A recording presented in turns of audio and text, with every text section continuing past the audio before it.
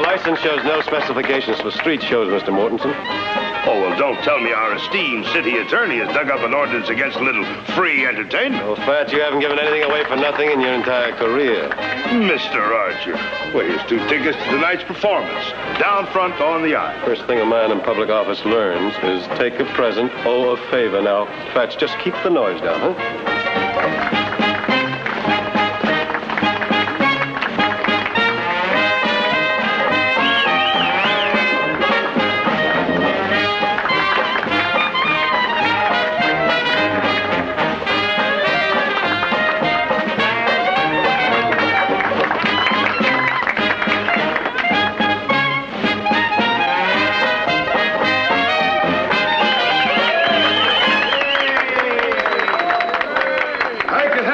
Ladies and gentlemen, and now for the piece de resistance, the most exciting act that's ever appeared in our fair city of Stockton. The lovely lady with the face of an angel and the voice of a nightingale, the sweetheart of the Sierras, Miss Liberty Keene, ladies and gentlemen. She's been called the songbird of Sacramento, the golden voice of the Golden State. And you will hear that lovely voice on our stage here this evening. Let's hear something now. Well, friend, we can't do a whole show here on the street, but if you'll be in our theater tonight... Let's hear what she can do. Come on, girlie. Give us a sample. Oh, well, now, look, friend, I just got through telling you that we can't... You're gonna start singing a song, or do I start shooting?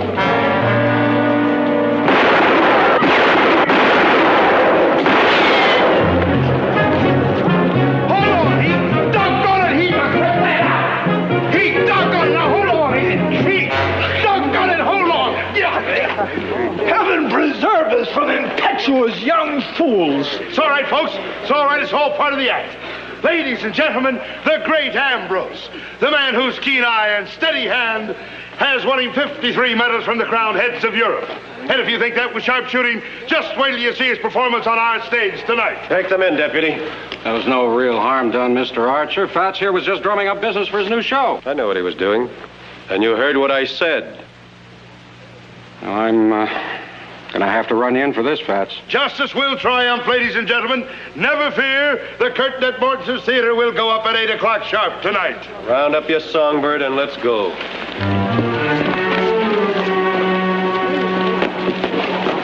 Well, if you'd waited, I could have told you it was part of the act. They'll need a lawyer. Will you help them out? Well, Heath, I can't do that unless they ask me. Well, I'm asking you.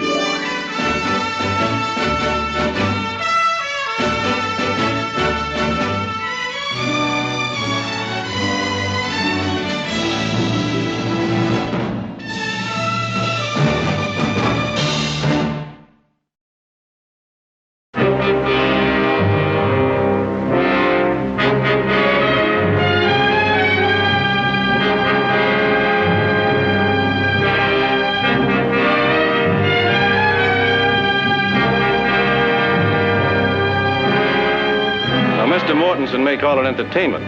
But the fact is, discharging firearms on a city street is in violation of Ordinance 116 and punishable by a fine of $300. $300? Archer, you know I can't spare that kind of money. Well, it seems to me I have enough money to hire very expensive legal counsel. Oh, well, Mr. Mortensen and I have a little agreement. Best seats in the house for opening night, right? Fred, it seems to me that under the circumstances, $300 is a bit excessive. Well, if your client prefers, perhaps he'd take the jail sentence of 30 days. Oh, come on now, Phil. We're only dealing with the Fats Mortensen gang, not Quantrell's Raiders. Is that the latest in San Francisco sophistication? I mean, this is a little out of your current bailiwick. What is your interest here, Jared? Well, like any other citizen of Stockton, I think I'd be disappointed if the show didn't go on. So would I. What happened out there today could have caused serious trouble. Oh, settle down, Phil. Anybody hurt? Any damage done? It's besides the point.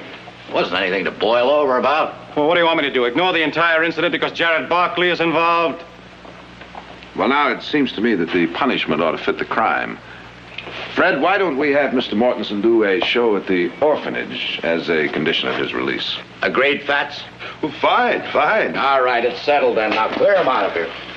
Mr. Barkley, thank you very much. The tickets will be at the box office. Liberty, my dear? Well, it's apparent to me, Sheriff, that you and I have to reach some kind of understanding about our respective duties. Now, don't go puffing up like a turkey gobbler, Phil. You're fresh in your job, and I've had mine for 10 years. I can see I'm going to have to cure your buck fever just like I did Jared's when he first took over your job. How well I remember. If you'd like to hear the sad story, I'll buy you a drink. To celebrate what? How the big-time San Francisco attorney got the best of a small-town lawyer? No, thank you.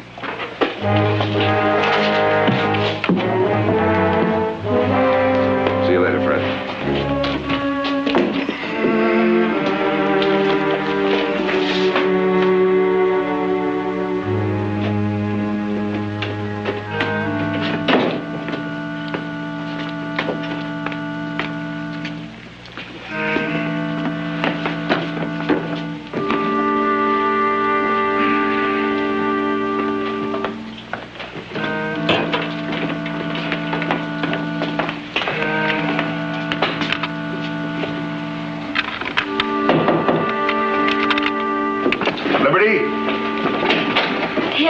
Message for you at the stage door. Oh, thank you, Mr. Mortensen. Oh, you better get some food into him.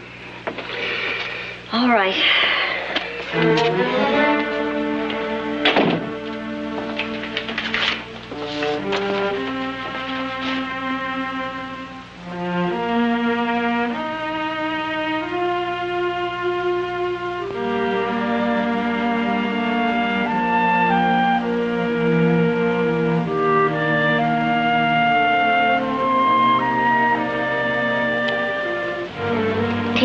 Barkley, who has health, wealth, and I hope happiness. And to Liberty Keene, sweetheart of Strawberry and now of Stockton.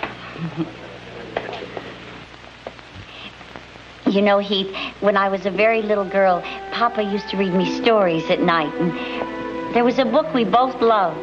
It was about a poor ragamuffin boy who grew up to learn that he had great expectations. I'm very happy for you, Heath. I've often wondered how you've been making out, Libby.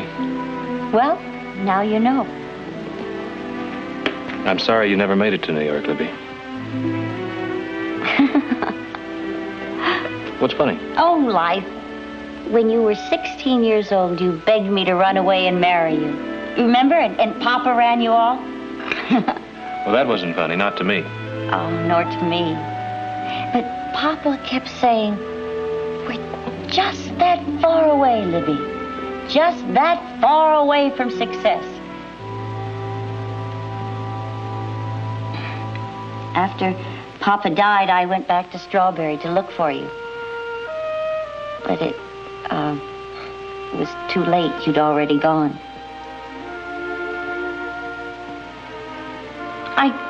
I guess everything turns out for the best. Did it, Libby? Just think, if I had run off with you that summer, why, right now, you wouldn't be a dashing, eligible bachelor entertaining actresses with champagne suppers. Well, I don't make a habit of it. The suppers or the proposals. I know that. Any other man would have arranged this whole supper just to show a girl what she missed. Not you. You're kind and concerned. It's almost as if you still cared a little. You don't stop caring about people just because you're separated. Keith, if only we could turn time back. If we could just be the way we used to be. But I guess that isn't possible. But I had tonight, and I'll always be grateful for that. That sounds like you're saying goodbye. That's right. But why? Well, I'm not sure what time the saloons close here in Stockton, but when they do, the great Ambrose will come weaving his way back to the theater. And if I'm not there... And if you're not there, what? He'll either fall asleep in a drunken stupor or be waiting up for me in a wild, jealous rage. Well, does he have a right to be jealous? He's my husband.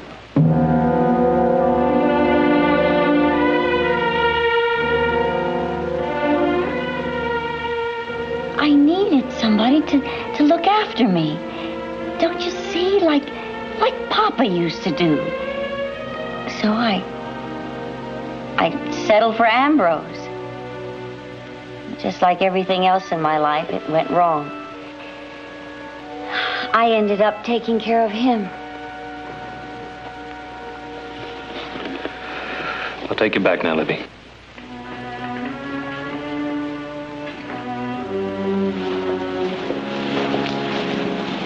You're angry with me, aren't you? Well, I guess you have every right to be. Heath, if what I did tonight seems, well, shameless to you, I'm sorry. It's just that living the way I do, you learn to snatch at a moment of happiness. I thought I could stop loving you, Heath. But I guess I never will.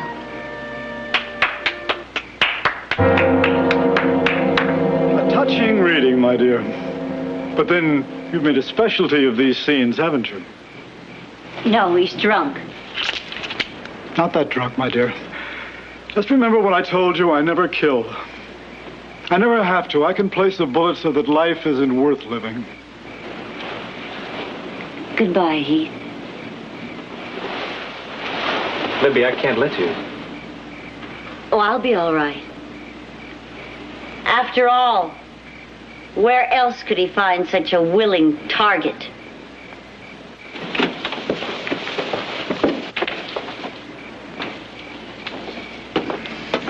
My wife has a penchant for rich, young admirers.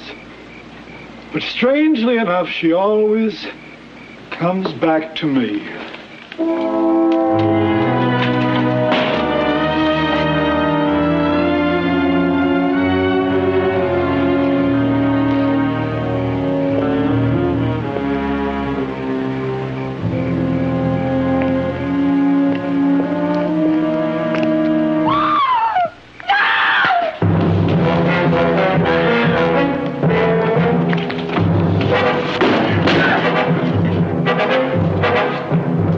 Are you all right?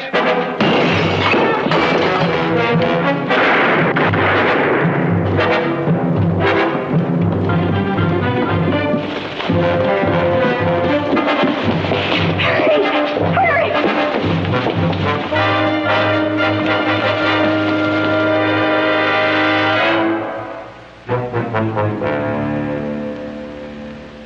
I killed him. You had no choice. Don't look like that, darling. It was the only thing you could do.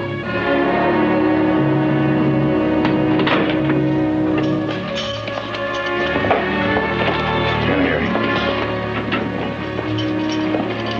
Well, Heath Barkley. What'd he do, rob the Frisco Mint? Shut up, Tedro. Sheriff, now that this here's such a high-class jail, I'll be expecting a doily armor breakfast tray. I can't help this, Heath. Rules. When Jared gets here, ask him if he knows a smart lawyer. You won't be needing a smart lawyer. You can get away with murder just so long as your name's Barkley. You said you knew Heath Barkley in the mining camps. That's right. How well did you know him? I told you we grew up together. We were friends. Just friends.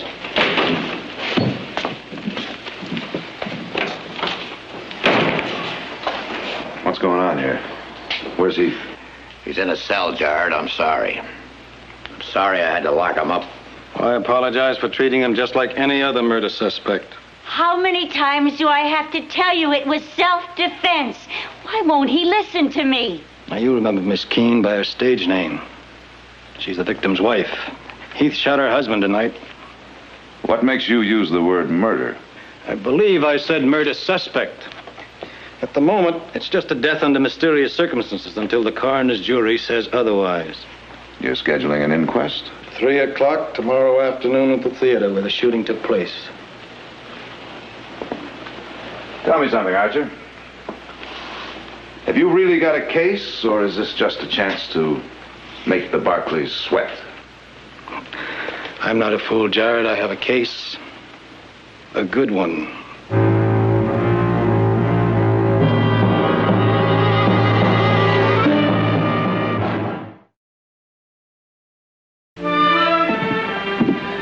Look, just because you bail me out of jail, you don't have to follow me around. What's the matter? You object to my company? I just want to see Liberty alone. For appearance's sake, it would be a lot wiser for you to avoid any personal contact until after the inquest. Appearances be hanged. Now, I'm not letting Liberty face this alone.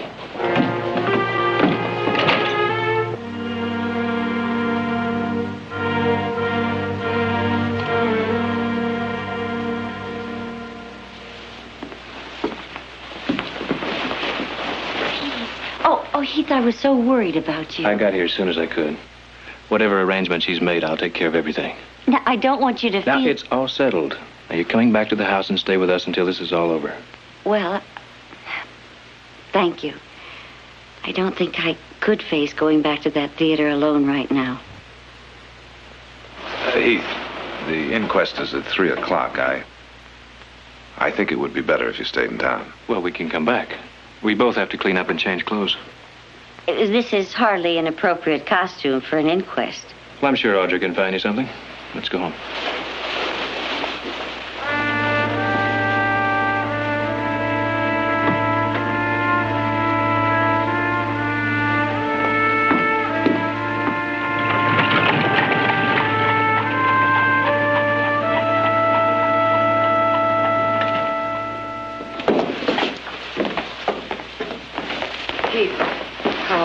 I'm fine, Mother. Is it all straightened out? I'll explain later. Mother, Audrey, this is Liberty Keene. I'm very glad to know you. How do you do? How do you do? I wish we were meeting under happier circumstances. I do, too. I've invited Libby to stay a few days with us. Good. I hope I'm not imposing. Not at all. Oh, what a lovely chandelier. Heath, do you remember the one back in Strawberry? The one in the hotel? You remember the bet I won for Papa? Her father made a bet that Libby could rattle the crystals with her singing. I broke some of them. The money Papa won helped pay for the repairs. Libby, why don't you try and get some rest? Audrey, would you show our guest to her room?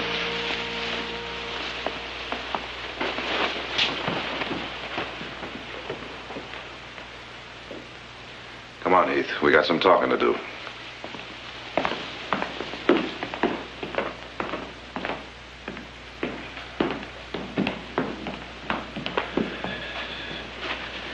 Never get arrested for murder in a pair of tied boots.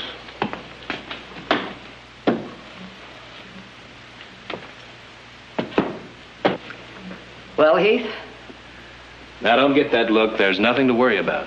There's plenty to worry about. And the sooner you get that through your head, the better off you'll be. The great Ambrose tried to kill me. I shot him in self-defense. How many ways can I say it? Then why does Phil Archer call it murder? How should I know? He's much too smart to try for an indictment without some pretty good evidence. Happened just like I told you. Well, let me see if I've got this straight. You and the victim's wife renewed an old love affair over a midnight supper at the Alhambra Club. It was never an affair. Then you returned her to the theater at a rather late hour and were confronted by her understandably angry husband. He was drunk, crazy jealous. Life with him must have been hell for her. A relationship nonetheless sanctified by marriage vows. Jared, is this necessary? I'm afraid it is. Now tell me again what happened in that alley. He made threats. She went inside. Threats against whom? Me. And in spite of those threats, you entered a dark theater and killed him. A professional marksman in a fair fight. Now, do you expect a jury to believe that? Jared, you've got it all wrong. Haven't I told the truth? It's the word you use. You expect the prosecutor to use nicer words? All right, Jared. Now you've acted out the devil's advocate. Why? Surely you don't think Heath is guilty. Of course I don't think he's guilty. The trouble is, how are we going to prove it? Well, I'll match Jared against that smug jaybird Archer any day. Well, wake me in an hour, huh?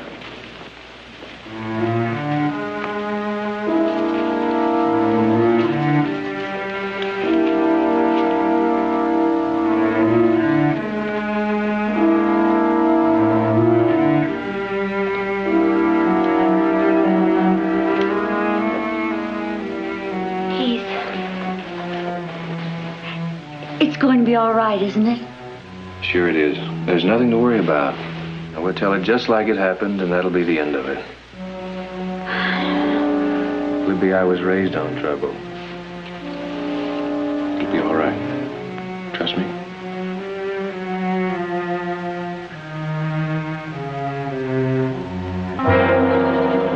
Read all about the murder. Read all about the murder in the theater. Come and get your paper right now. You can't go on shouting about a murder. This can't rightfully be called a murder until a coroner's jury says a crime has been committed. Now, when they do that, then we can legally accuse a suspect. The day this town accuses a Barkley is the day the horn will sound judgment. Well, now, don't sell your fellow citizens short. They're honest men, and they'll hand down an honest verdict without fear or favor.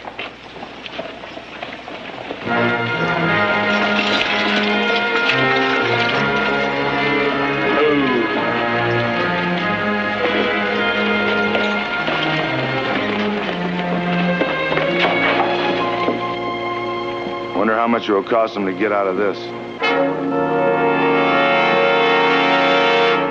Heath was standing right there, right where you are, with a gun in his hand. Did he say anything? He said, I killed him. I killed him. That'll be all, Sheriff. Thank you. Unless you wish to bring forward any other facts pertinent to this murder. The word murder, Mr. Archer, is completely out of order here. I stand corrected. And remind you that any defense of your brother at this time is equally out of order. And I remind you both that this is an inquest, not a trial, and I am in charge. You're dismissed, Sheriff. Do you have any further witnesses, Mr. Archer? Yes, sir. Call Mrs. Liberty Keene Carson, please. Mrs. Carson?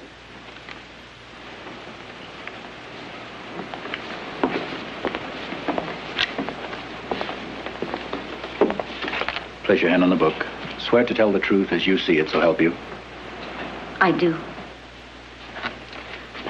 Now, you are Liberty Keene, the widow of Ambrose Carson. Yes, sir. Uh-huh. And the great Ambrose was billed as the world's finest pistol shot. Is that correct? That's right. Well, isn't it ironic that he should be shot dead in a fair fight? But it was a fair fight. Ambrose had a gun in his hand and was stalking Heath when I called out to warn him. Well, madam, I find it very peculiar that you should show greater loyalty to a stranger than you did to your own husband. I told you before, Heath Barkley and I are old friends. We grew up together in the mining camps. An old friend who saw nothing reprehensible about a clandestine supper with a married woman? Heath knew nothing of my marriage. I trust the prosecutor will introduce into evidence the fact that the young lady and my brother met just yesterday, for the first time in 7 years. Hardly enough time to hatch a conspiracy, gentlemen. Sir, I have no evidence of conspiracy. Only evidence of a cold-blooded murder. Well, gentlemen of the jury, I'd like you to recall the coroner's report that was read to you earlier. It stated that the witness's husband was a victim of 2 bullet wounds, one in the right arm and the second fatal one in the right temple. Now, the deed isn't very hard to reconstruct, is it? The first shot hit him in his right arm, his gun arm, preventing him from returning any fire with any degree of accuracy. Then the killer came forward and, taking careful aim, shot out his victim's life. Now, that's the way it happened, isn't it? No. No, it happened some other way. Or no, you didn't see him shoot your husband because you ran outside when the gun started going off. Well, that's it, isn't it? That's it. You were lying when you said you saw a shooting in self-defense. You didn't see anything. You didn't see anything. I told the truth. It was the truth. You told a lie. You told a lie in order to save a man about whom you were so concerned after the shooting. A man you called darling standing over the dead body of your husband. Motive for murder, gentlemen. Lust for a beautiful woman. A motive as old as original sin.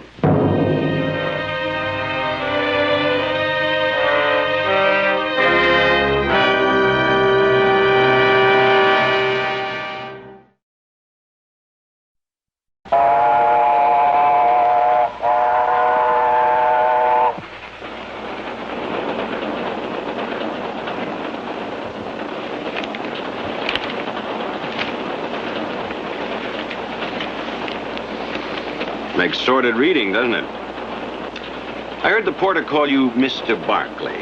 Are you one of them? What's it to you? Well, don't get huffy. I'm Fletcher of the Oakland Bulletin. If there's another side to that story, I'm the man to see it gets into print. Anything to say? Nothing. Been a Salinas horse auction. Kind of a shock, huh? You might say that, yes. I guess right now you're wishing the old man's cold had never come out of the woods. Nobody says that about him to me. You better get used to it.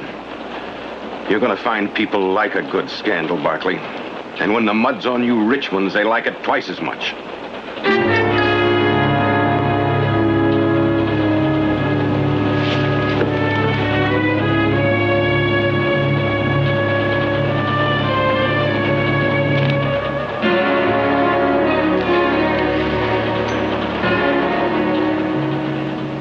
How's Libby? Is she all right? She's fine. You know, I'm glad she's got you to look after her. Libby's had a hard time all her life. Right now, there's something hurt and helpless about her. She needs somebody to take care of her. It's you we're concerned about. I left strict orders he was to have no visitors. Sheriff gave Miss Barkley special permission, them being such important people and all. Shut up, Tedrow. Yes, may I please, Mrs. Barkley? I'm sorry, Fred. I really can't understand your objections to my seeing my son. Your son is about to be tried for murder. Just because his name is Barkley doesn't give him any special consideration. Nor should it prejudice people against him. Oh? Well, are you accusing me of prejudicial behavior, Mrs. Barkley? Have you been reading the papers, Mr. Archer?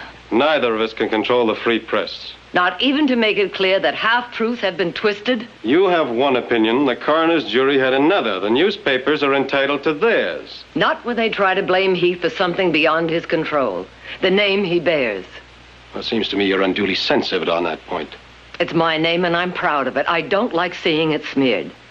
Do you really believe there would be all this newspaper notoriety if a Barkley weren't involved? Would it cause statewide interest if that man Tedrow were on trial? Now, I'll overlook your doubts about my integrity, Mrs. Barkley. But let me tell you this. Your coming here didn't help his case at all. I intend to examine every word of the testimony of the widow and the defendant, and if there's any change, well, there could be an accusation of conspiracy with you as intermediary. That was not the purpose of my visit. You have my word for that. And the word of a Barkley is sacrosanct.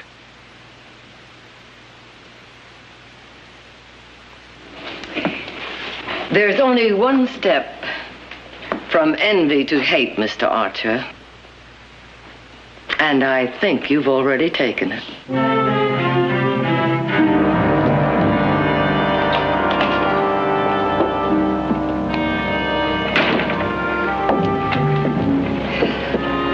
Nick, Jared. Oh, Mother. Hi. How is he?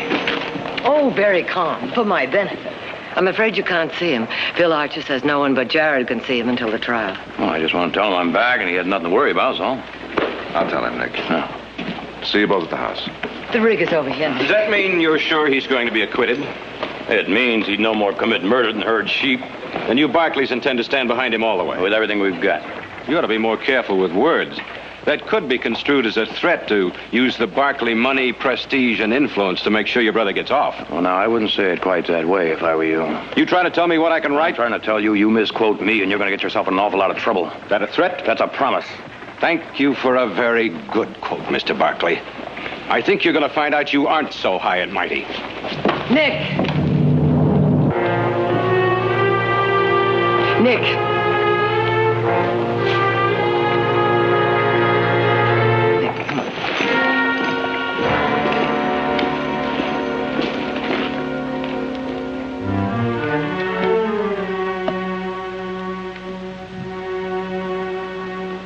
Thank you.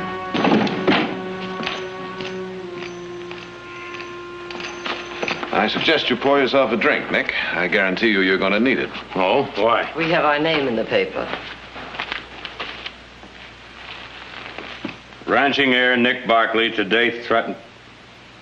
What a filthy, rotten lies. How can they print lies like that about important people? Well, it's a rather involved question of semantics. Now, Nick may have only said promise to that newspaper man, but I understand he said it rather forcefully. Well, now, what was I supposed to do? Just let him get away with it? You know, your father used to say, when you wear a silk hat, you must be able to duck. Otherwise, you make yourself a target for every bobtail who can throw a rock. Now, that's the price you pay for being a Barkley. Yeah. Only in Heath's case, it could be a lot more than just rocks. It could be a rope. No, they can't. They can't do that, not to Heath. We won't let them, will we, Jared? Believe me, Liberty, we'll do everything we can. Jared, you have got to make them listen. You've got to make them understand how he was. He was cold and cruel and insanely jealous. If only I hadn't gone to see Heath that night. If I hadn't screamed after Ambrose hit me. That's why Heath came back. To help me.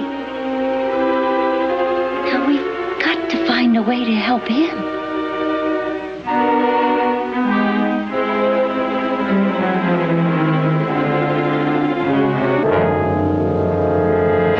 What do you mean you're going to get another lawyer to defend me? Now, calm down, will you? Porter Hammond is one of the best. He's a master with the jury. The prosecutor wants to see you, Jared. It's important. All right.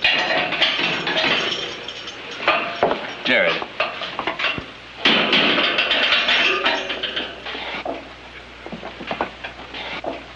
We don't need another lawyer. I think we do. Public opinion is running against us. We need somebody outside the family. No. I put my money on you, and it's staying on you. Hammond is on his way over here. I'm starting to feel sorry for you. He's trying to back out. Maybe you ain't such a member of the family as you thought. I wouldn't have believed it of you, Jared. I wouldn't have believed you've been so stupid. He had nothing to do with it. I told you that. Nothing to do with what? Go on, tell the big-time San Francisco lawyer what you just told me. Well? I killed Ambrose.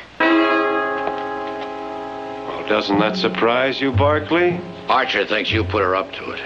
Figuring a jury would go easier on a pretty woman. Well, Liberty, if you're telling the truth, that means that Heath is lying, doesn't it? He must be taking the blame for you. Heath knew nothing about it. The theater was dark. He didn't see me fire the shot. With the what? With a gun you just happened to have in your hand? The gun case was on the table. Ambrose had one. I used the other. And you claim that in the dark, with all those bullets flying around, yours was the one that killed him? I'm a very good shot. Really? Sheriff, let me have your pistol. We'll check and see how well Mr. Barkley has coached you. Don't push me too far, Phil. I don't need her to win this case, and you know it. Well, just in case you're tempted, we'll put her to the test. Look, that wanted poster up on the wall. The man in the poster. Go ahead, shoot him. Now, were your hands shaking that much that night? Go ahead, it's dark. The guns are going off. Show us how you hit him. Go ahead. Go ahead, you don't have the time now. Go ahead and shoot. All right. You realize you might have gone to prison if your ability to handle a gun had been any better? You lied here, and you'll lie on the stand.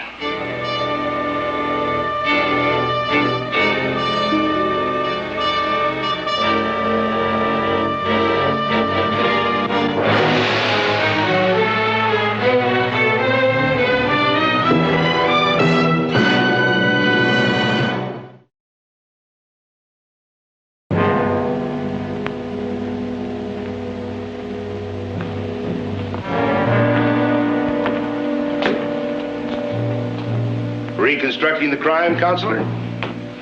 Something like that. Those are the dressing rooms, huh? Yeah. Would you mind unlocking them for me? Oh, not at all. Oh, say, by the way, if it's any use to you, Ambrose was hitting the bottle pretty hard that night. Oh, really? Yeah, I noticed it before they went on. I told her to get some food into him. Poor thing, I sure feel sorry for her. This is hers, huh? Oh, yeah, this is his right next to it. I wonder what she's going to do now. It's kind of hard on a young woman, all alone and near broke. She never could make it singing. I guess she can always go back to sharpshooting. I didn't know Liberty did any shooting. Oh, sure. Ambrose taught her all kinds of trick shots. I caught their act once a couple of years ago. Just like all the others, until he got the bright idea of making her the unexpected target. You know, kind of surprise the audience. Him pretending he's drunk and she's in danger. When you're finished, I'll be in my office. Thank you very much.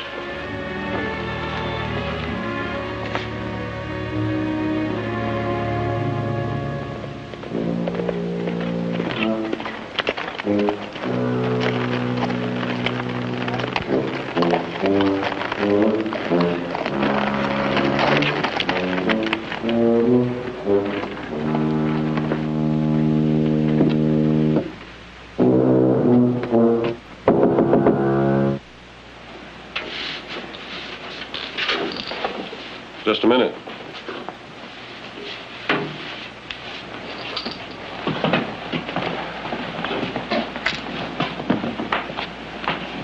Well, may I come in? Well, is it something that can't be taken care of at the office? I've come to ask a favor, Phil. A big one. Come in.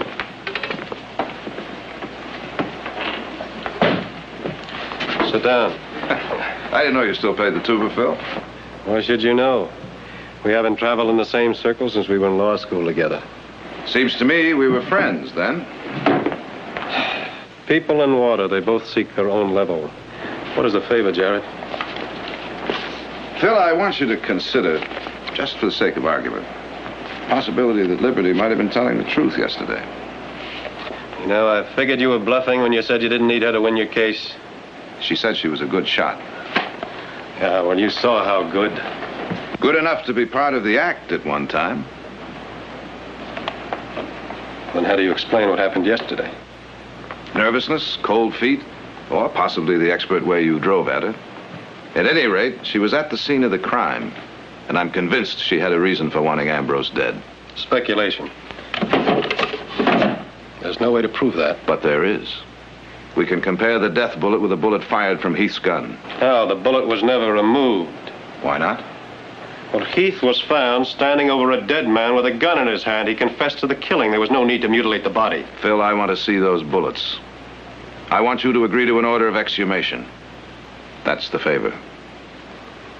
He's buried in the churchyard. That's consecrated ground. I know that, but there's legal precedent. It was ordered in San Francisco 3 months ago. But this is not San Francisco. Here in Stockton, the dead have a right to sleep undisturbed. What's more important, Phil? Respect for the dead or justice for the living?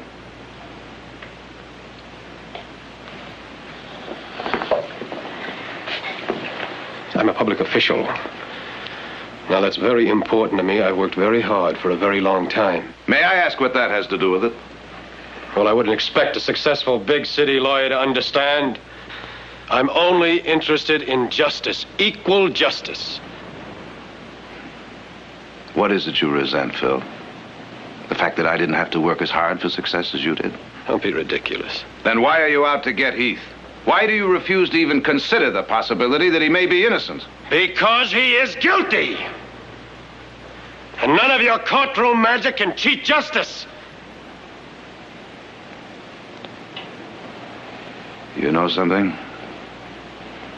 You're infected.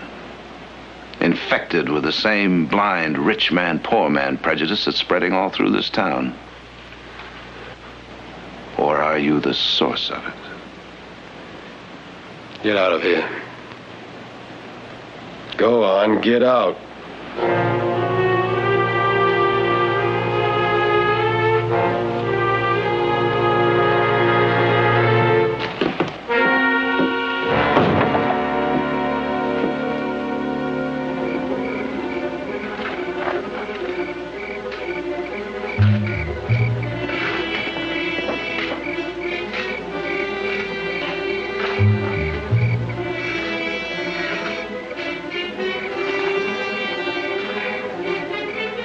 Sorry, boys.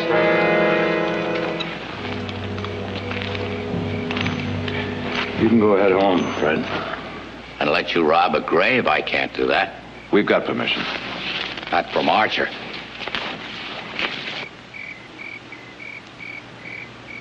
You went to the judge? We figure that bullet can clear Heath. Or put a rope around his neck?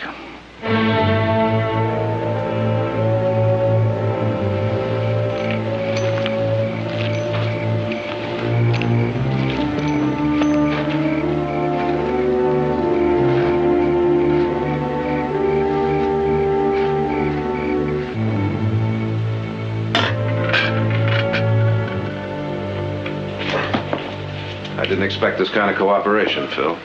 I want to thank you. You're risking everything, Barkley. Your reputation, your career, and your brother's life.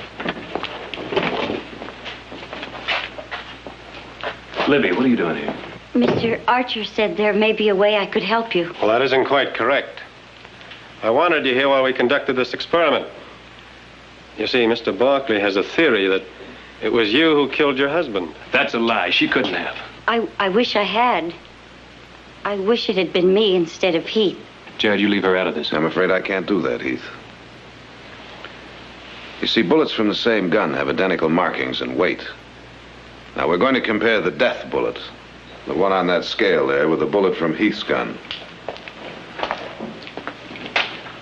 This is your gun, isn't it? That's right.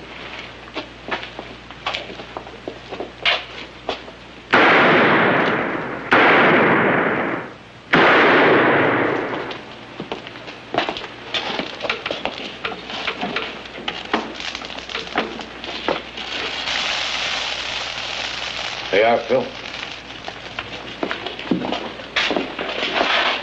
Well, this scale is from the assay department of the bank. It's completely accurate.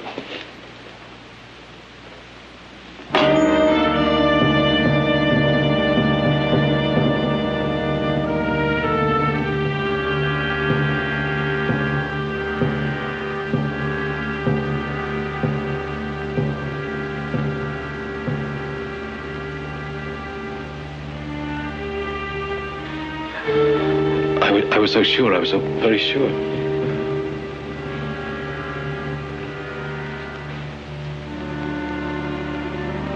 I had to kill him.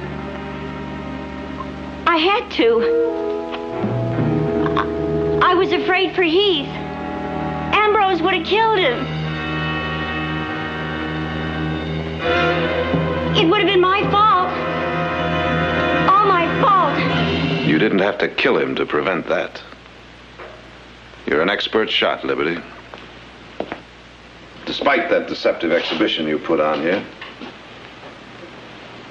you could have placed this bullet anywhere you wanted. You wanted him dead.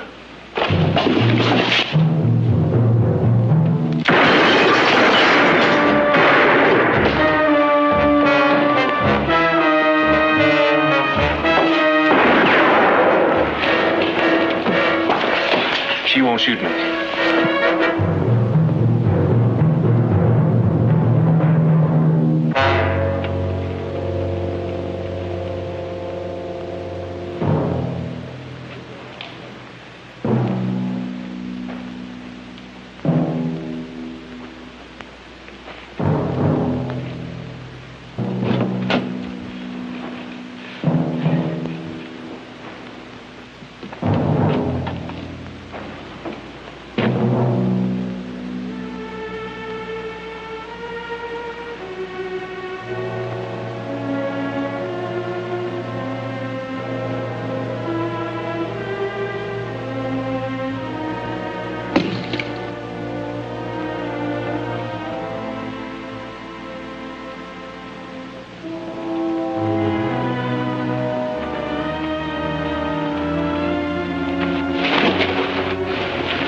Libby?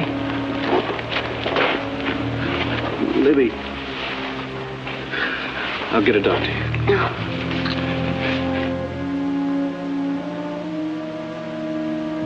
I'll try to talk. I have to talk. I have to make you understand. I never wanted to hurt you, Heath.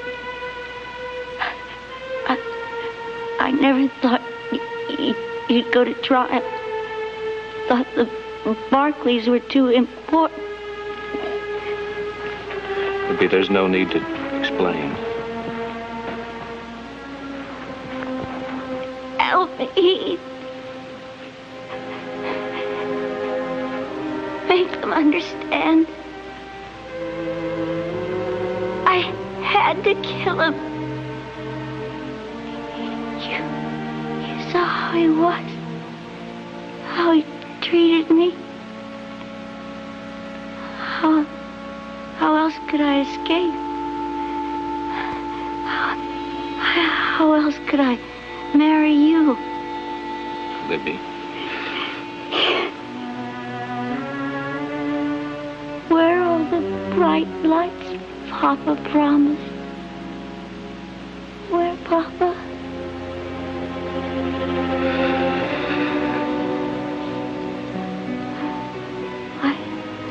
I came close, Papa. So close. Our dream almost came true. Just that far away.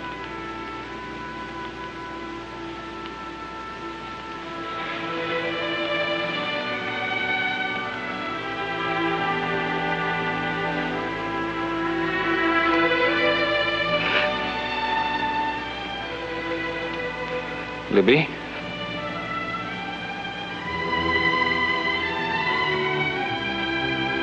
Libby?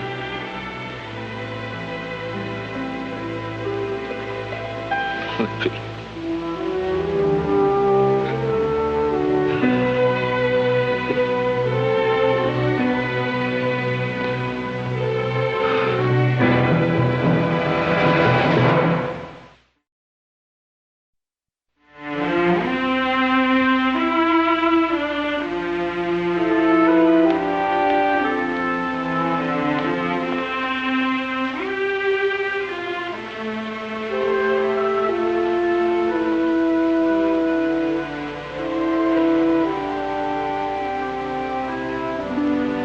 I don't like to see you punish yourself this way.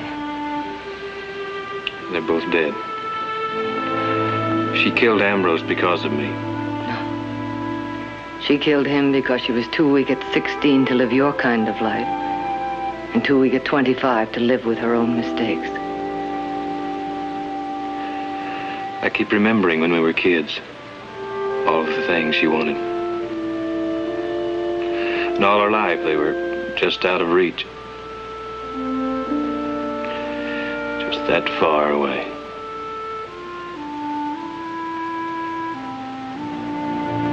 She wanted the wrong things. And she could have had so much. So very much.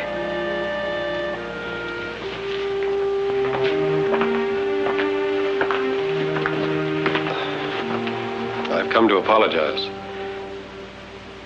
Well, you were right about me. It was a personal resentment of you. Of your success and your way with people. Oh, if either of you want further satisfaction, we can go out behind the barn. Well, what do you think, Heath? Down by Snyder's Creek? Well, since there isn't going to be any trial tomorrow, we can see if the fish are biting. Well, after everything that happened... If it'll make you feel any better, Phil, you can dig the worms.